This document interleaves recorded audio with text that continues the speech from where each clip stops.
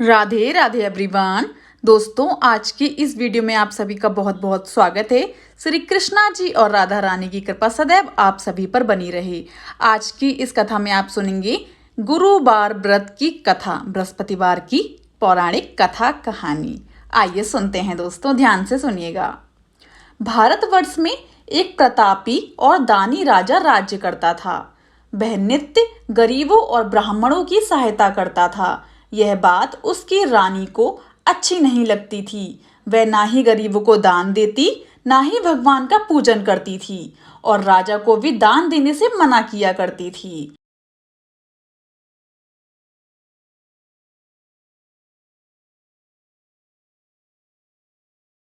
एक दिन राजा शिकार खेलने वन को गए हुए थे, तो रानी महल में अकेली थी। उसी समय बृहस्पति देव साधु वेश में राजा के महल में भिक्षा के लिए गए और भिक्षा मांगी।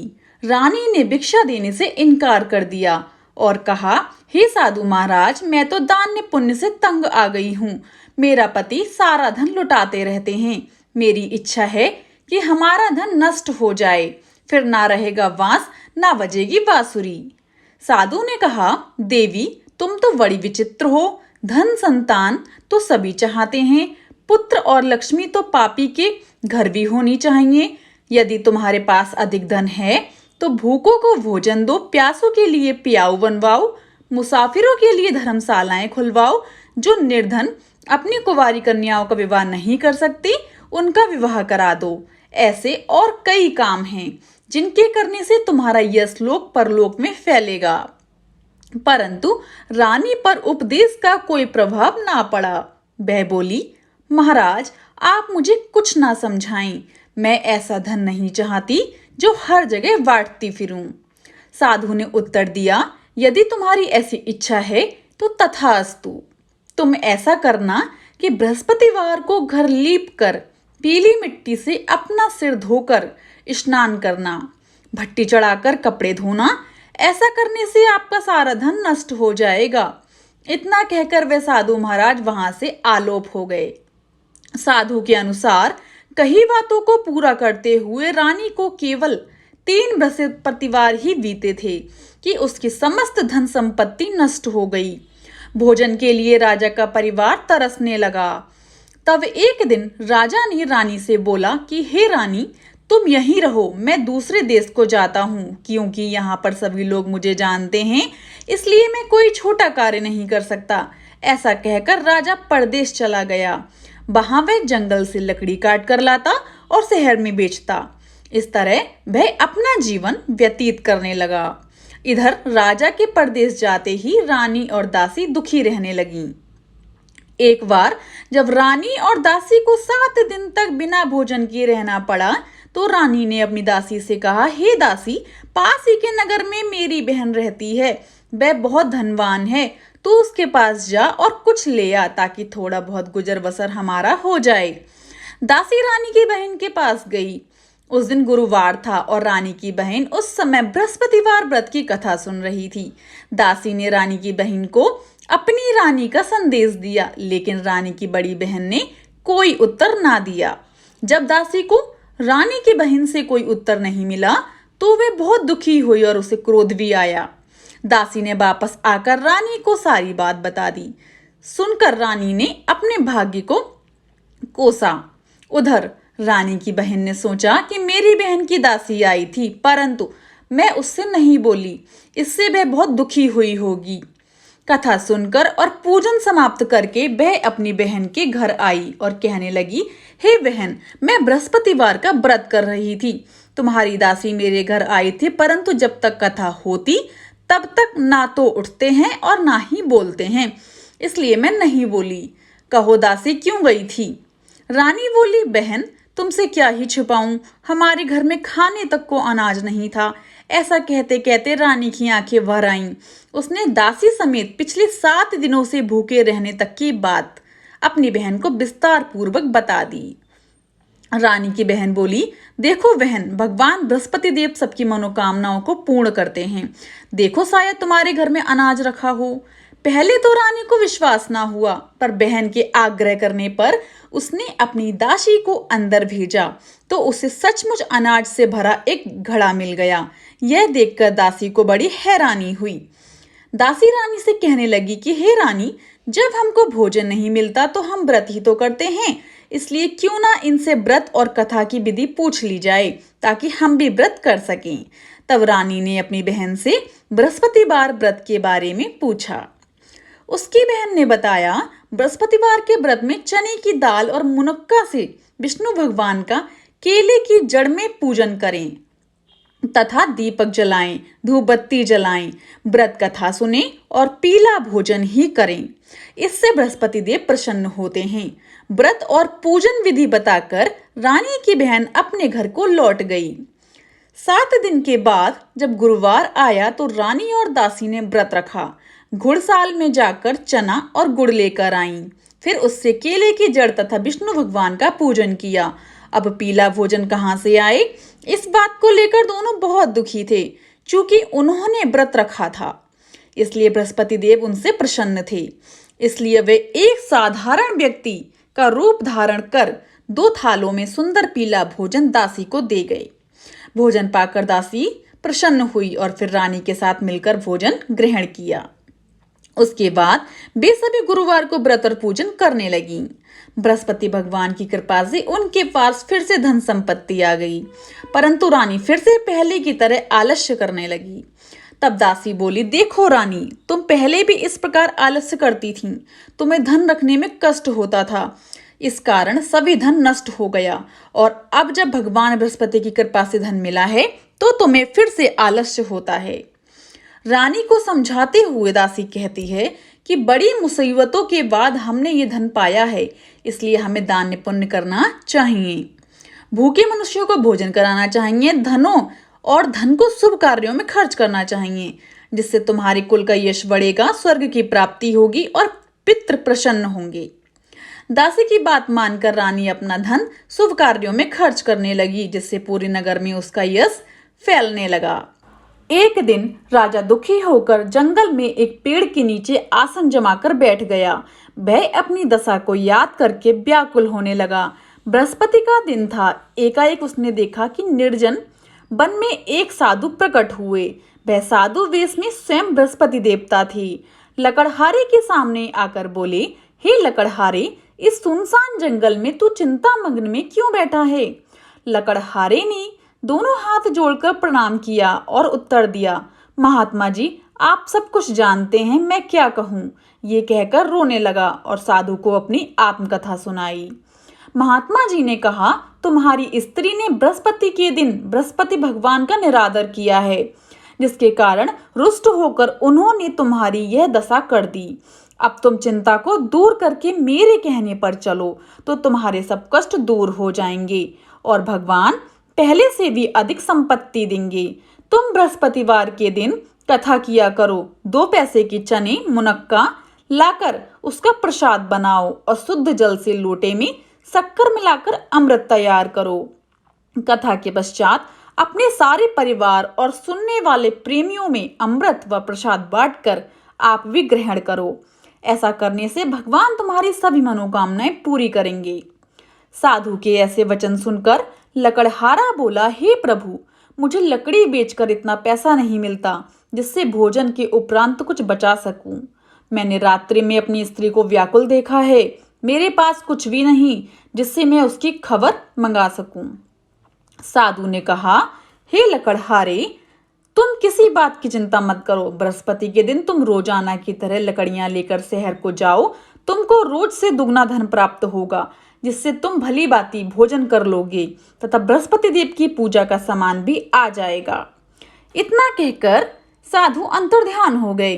धीरे धीरे समय व्यतीत होने पर फिर वही बृहस्पतिवार का दिन आया। लकड़हारा जंगल से लकड़ी काटकर किसी शहर में बेचने गया और उस दिन से अधिक पैसा मिला। राजा ने चना गुड़ आदि लाकर गुरुवार का व्रत किया। उस दिन से उसके सभी कलेश दूर हो गए।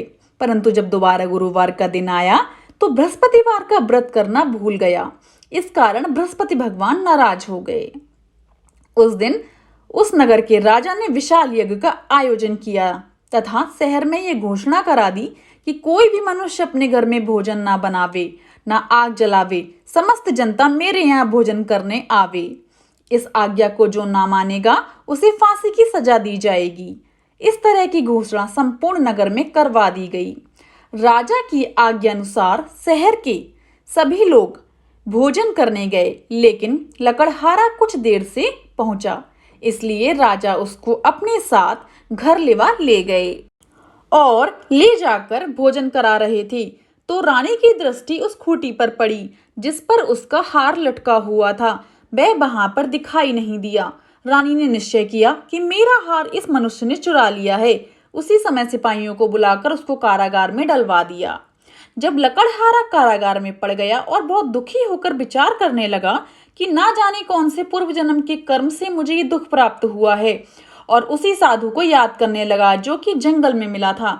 उसी समय तत्काल बृहस्पति देव साधु के रूप में प्रकट हुए और उसकी दशा को देखकर कहने लगे, अरे मूर्ख, तूने बृहस्पति देव की कथा नहीं करी, इस कारण तुझे दुख प्राप्त हुआ है। अब चिंता मत कर, बृहस्पतिवार के दिन कारागार के दरवाजे पर 4 पैसे पड़े मिलेंगी। उनसे तू बृहस्पति देव की पूजा करना, तेरे सभी कष्ट दूर हो जाएंगे। बृहस्पति के दिन उसे 4 पैसे मिले। लकड़हारे ने कथा कही।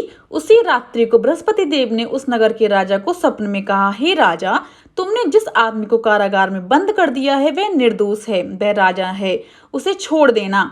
रानी का हार उसी खूंटी पर लटका है। अगर तू ऐसा नहीं करेगा तो तेरे राज्य को नष्ट कर दूंगा। इस तरह रात्रि के स्वप्न को देखकर राजा प्रातःकाल उठा और खूंटी पर हार देखकर लकड़हारे को बुलाकर क्षमा मांगी तथा लकड़हारे को योग्य सुंदर वस्त्र आभूषण देकर विदा कर दिया। बृहस्पति देव की आज्ञा अनुसार लकड़हारा अपने नगर को चल दिया। राजा जब अपने नगर के निकट पहुंचा तो उसे बड़ा आश्चर्य हुआ। नगर में पहले से अधिक बाग, तालाब, कुएं तथा बहुत सी धर्मशाला, मंदिर आदि बन गईं।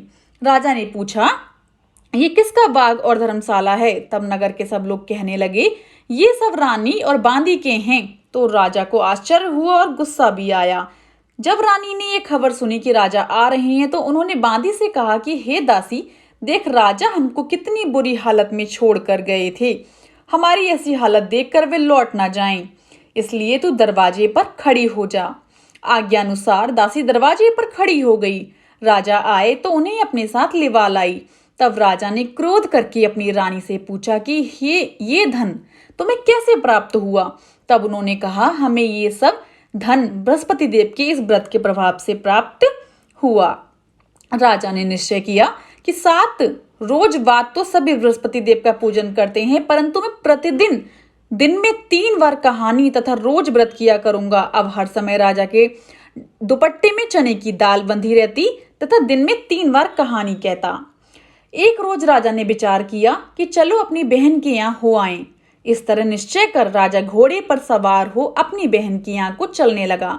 मार्ग में उसने देखा कि कुछ आदमी एक मुर्दे को लिए जा रहे थे।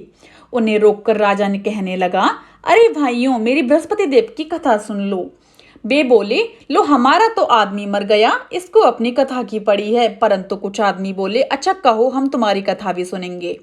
राजा ने दाल निकाली और जब कथा आदि हुई थी कि मुर्दा हिलने लग गया, और जब कथा समाप्त हो गई तो राम राम करके मनुष्य उठकर खड़ा हो गया।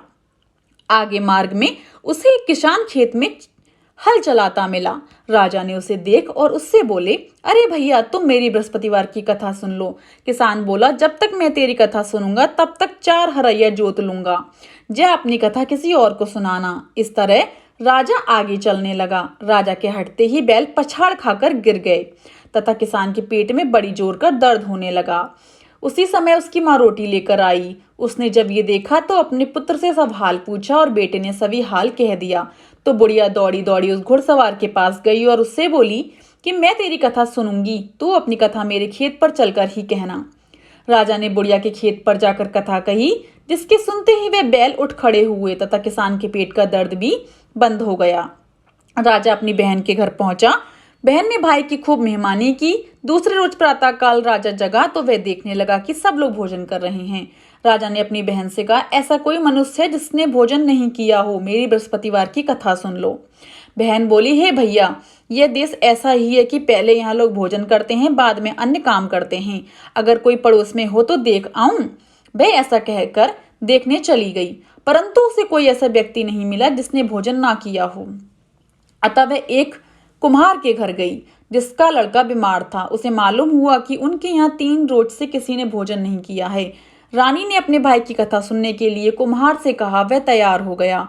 राजा ने जाकर बृहस्पतिवार की कथा कही, जिसको सुनकर उसका लड़का ठीक हो गया।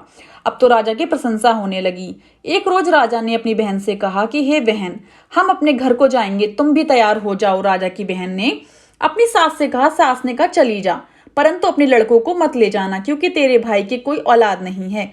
बहन ने अपने भैया से कहा, हे भैया, मैं तो चलूंगी, पर कोई बालक नहीं जाएगा। राजा बोला, जब कोई बालक नहीं चलेगा तब तुम ही क्या करोगी। बड़े दुखी मन से राजा अपने नगर को लौट आया। राजा ने अपनी रानी से कहा, हम निर्वंशी हैं, हमारा मुंह देखने का धर्म नहीं है और कुछ भोजन आदि नहीं किया। रानी बोली, हे प्रभु, बृहस्पति देव ने हमें सब कुछ दिया है, वह हमें औलाद अवश्य देंगे। उसी रात को बृहस्पति देव ने राजा से स्वप्न में कहा, हे राजा, उठ, सभी सोच त्याग दे, तेरी रानी गर्भ से है। राजा की ये बात सुनकर बड़ी खुशी हुई। 9वें महीने में उसके गर्भ से एक सुंदर पुत्र पैदा हुआ। तब राजा बोला, हे रानी, स्त्री बिना भोजन के रह सकती है, पर बिना कहे नहीं रह सकती। जब मेरी बहन आवे तुम उससे कुछ कहना मत। रानी ने सुनकर हाँ कर दिया। जब राजा की बहन ने ये शुभ समाचार सुना तो वह बहुत खुश हो गई तथा बधाई लेकर अपने भाई के यहाँ आई। तब रानी ने कहा, घोड़ा चढ़कर तो नहीं आई, गधा चढ़ी आई। राजा की बहन बोली, भाभी, मैं इस प्रकार ना कहती तो तुम्हें औलाद कैसे मिलती।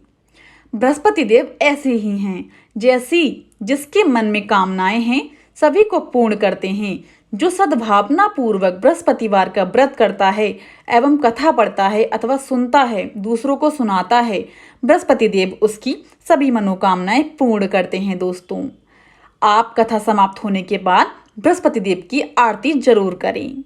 अगर आपको बृहस्पति देव की गुरुवार की कथा पसंद आई हो तो जाने से पहले मेरे चैनल को लाइक, शेयर एंड सब्सक्राइब करना बिल्कुल भी ना भूलें। एंड कमेंट बॉक्स में मुझे राधे राधे जरूर लिखिएगा। राधे राधे एवरीवन।